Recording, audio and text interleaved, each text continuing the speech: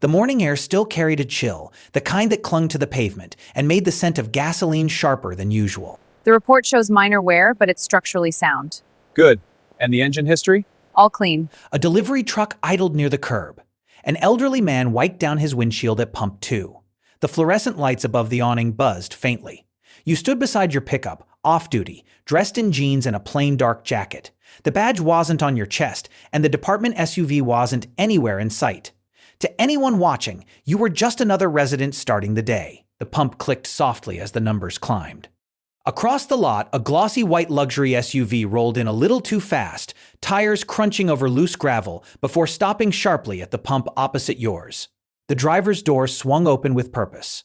She stepped out like she owned not just the station but the street it sat on. Perfectly styled hair, oversized sunglasses, branded handbag, clipboard tucked under her arm like some kind of authority badge. You recognized her immediately. Everyone in the neighborhood did, the head of the HOA. She pulled down her sunglasses slightly and squinted at you. "Well," she said, drawing out the word as if she'd discovered something mildly offensive. "If it isn't my neighbor," you gave a polite nod. "Morning." She glanced at your truck, then at the pump, then back at you. Her eyes lingered on the fuel nozzle in your hand. "You're filling up early," she said. "Heading in soon," you replied calmly. She tilted her head. "Actually, that's perfect timing." The tone shifted. It wasn't neighborly anymore. It was transactional. She walked around her SUV, heels clicking against the concrete, and stopped just a little too close for comfort. "I am on official HOA business this morning," she announced, tapping the clipboard. "Community inspection rounds. We've had complaints about trash bins being visible past 8 a.m. You didn't respond." She gestured toward your pump. "Since you're fueling up anyway, I'll need you to cover mine too." You blinked once.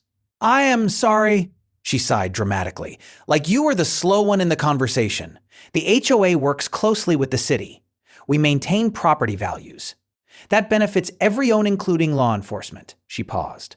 "So it's only fair the department supports us." You looked at her SUV. Premium model. Probably drank premium fuel. "I'm off duty," you said evenly. "And even if I wasn't, department fuel cards are for department vehicles only." Her lips pressed into a thin line. "Oh, please," she said with a short laugh. "Don't be difficult. You people waste more taxpayer money idling at speed traps than this tank will cost." The elderly man at pump 2 glanced over. You kept your tone level. "It's not about cost, it's policy." She removed her sunglasses fully now, eyes sharp. "Policy?" "Yes, Mom." She leaned closer. "You live in our HOA. That means you follow our guidelines. We support local authorities. We expect cooperation in return. This isn't an HOA matter. Everything in this neighborhood is an HOA matter." The pump clicked. Your tank was full. You calmly replaced the nozzle. Her eyes followed your movement. "So you're refusing?" she asked. "I am declining to misuse public funds," you answered. She scoffed. "Misuse? I am asking for community support. You're asking me to pay for your gas. For official HOA duties. That's not a recognized government function." Her voice rose half a notch. "We enforce neighborhood compliance. You enforce landscaping rules." The delivery driver nearby pretended not to listen but wasn't fooling anyone. Her posture stiffened. "I don't appreciate the tone. My tone has changed." She stepped back, crossing her arms. "You know, I could report this." "For what?" "For refusing cooperation during community oversight operations." You almost smiled at the phrasing. "Almost. You're free to report whatever you like." She studied your face, searching for intimidation, finding none. "Maybe I will," she said. "That's your right." The calmness irritated her more than outright defiance would have. She glanced at your truck again. "That fuel card clipped to your Visorus that department issued?" "Yes." "And you want use it to assist neighborhood governance?" "No." Her voice sharpened. "Unbelievable." You pulled your wallet from your pocket and slid your personal card into the machine to pay. She stared at the card reader like it had personally betrayed her. "You're really going to make this difficult." "I am simply paying for my gas." "You know," she said, lowering her voice, "the HOA board is reviewing parking regulations next month. Oversized trucks may be restricted." You met her gaze. "Is that a threat?" "It's a policy discussion." "It sounds selective," her smile thinned. "Maybe if you were more cooperative, you held up a hand gently. Not aggressive, just final." "Mom, I want misuse department resources. That's the end of it. For a split second, there was silence between you, just the hum of engines and the distant chirp of birds. Then her jaw tightened. You work for the police department, don't you? She demanded. Yes. Then I expect professional courtesy. You're getting it, her eyes flashed. No. Professional courtesy would be supporting community leadership.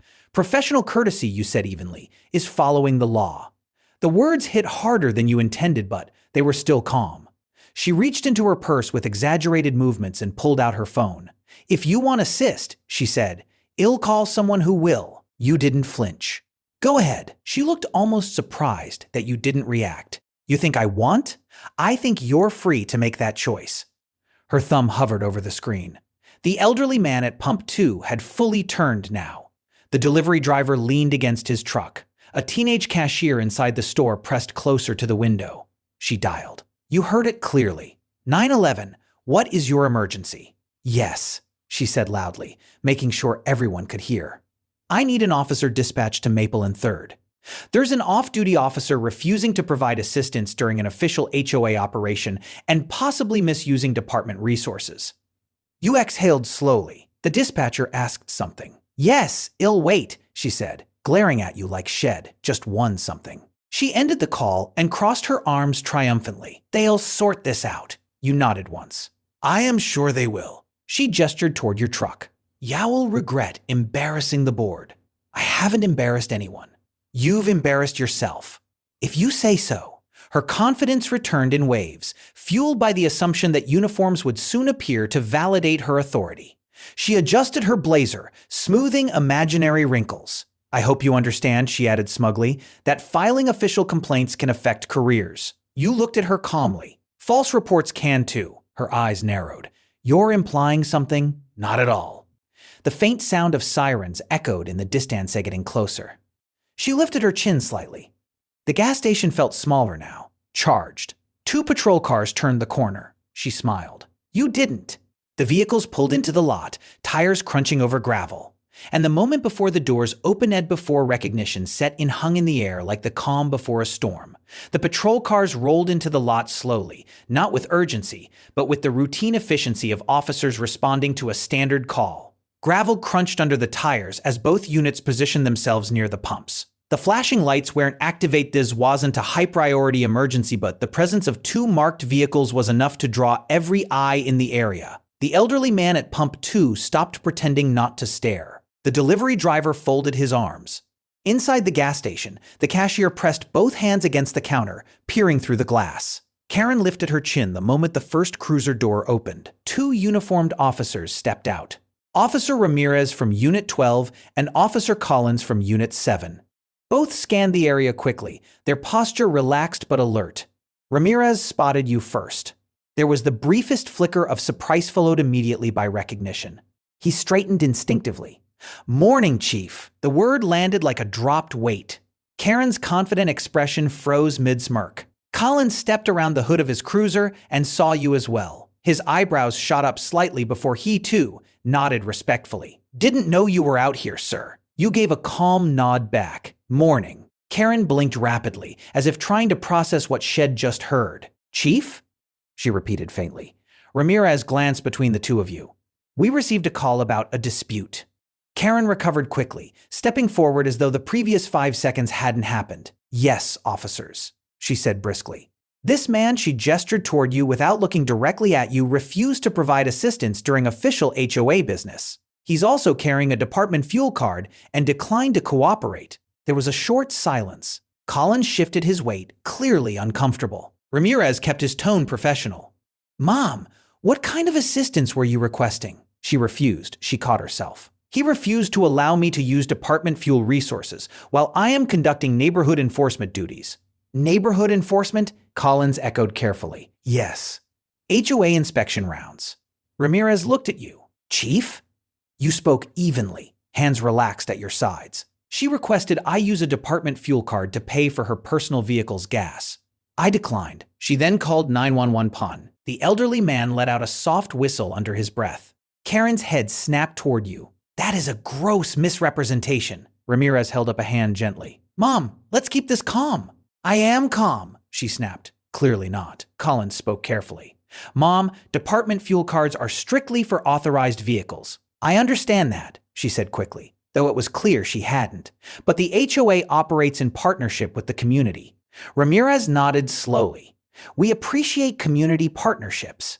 However, that doesn't extend to financial resources. She laughed sharply. You're just going to take his side? Collins glanced at Ramirez, then back at her. Mom, he's the chief of police. The words were polite, matter-of-fact, but they carried weight. Her face drained of color in stages. Chief, she whispered again, softer this time. You met her eyes not smug, not angry, just steady. Yes. She looked around as if expecting someone to correct the situation. You don't dress like one, she muttered weakly. I'm off duty. A heavy silence settled over the group. Ramirez cleared his throat.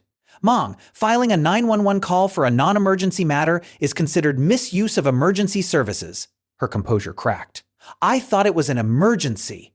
Collins tilted his head slightly. A disagreement over gasoline? It's about cooperation. It's about policy, you said calmly. She pointed at you. He embarrassed me. Ramirez's tone firmed just slightly. Mom, emotions aside, we have to assess whether this call was appropriate. The delivery driver coughed into his hand, hiding a grin. Karen's voice dropped to a pleading edge. I didn't know who he was. That doesn't change the nature of the request, Collins replied. She looked at you again, eyes wide, no, not angry, but calculating. You could have told me, she said. You didn't ask. You let me call you insisted. There was no aggression in your voice, just facts. Ramirez pulled out his small notepad. Mom, I'm going to document this as a non-criminal incident. However, please understand that repeated misuse of emergency services can result in citations. Citations? She squeaked. Yes, Mom. She straightened slightly, trying to salvage dignity. This is a misunderstanding. It appears so, Collins said gently. Her gaze darted to the small crowd forming near the storefront. 2 teenagers had phones out now, recording openly. She noticed, her shoulders tightened. This doesn't need to become a spectacle, she said through clenched teeth. Ramirez gave a polite nod. Then, we recommend concluding the matter. She looked at you one last time, searching for mockery. She didn't find any, only composure. You could have handled this privately, she said quietly. I did, you replied. At the pump. The words hit harder than shouting ever could have. Ramirez closed his notepad. Chief, anything further? You shook your head. No. Officers handled it appropriately. Collins relaxed slightly.